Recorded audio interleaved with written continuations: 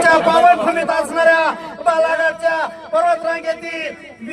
मोरफळी या गावचे विद्यमान सरपंच महादेव नाना गर्दे यांची बीड जिल्ह्याच्या भूमीवर आणि धारूर तालुक्याच्या धर्तीवर आदर्श व्यक्तिमत्व म्हणून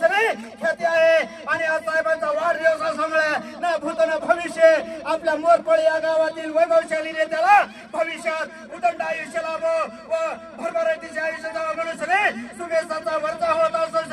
सर्वसामान्य आणि गोरगरिबाच्या हाकेला व मनुष्याने धावून येत असल्यामुळे गरिबीची काय जाणे असती त्या वैभवशाली नेत्याला माहित असल्यामुळे त्यांनी आपला वाढदिवस आपल्या जन्मगावी गावकऱ्यांच्या सेवेत समर्पित करून साजरा करीत असल्यामुळे या गावातील नागरिक महादेव नाना गर्दे यांच्या वाढदिवसानिमित्त मोठ्या प्रमाणावर उपस्थित असून भावी जिल्हा परिषद सदस्य आसनचे करण्यासाठी येथील बहादर जनता आतुर झालेले असून विद्यमान सरपंच बनून वाढदिवसानिमित्त व त्याच्या अगोदर देखील त्यांनी अनेक प्रकारच्या योजना आणून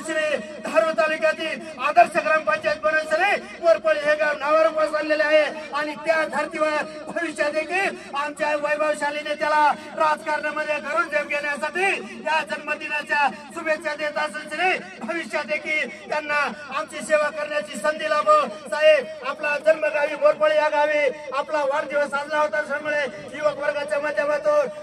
मोठ्या प्रमाणामध्ये साजरा होत असून आपण याचे श्रेय कोणाला देता?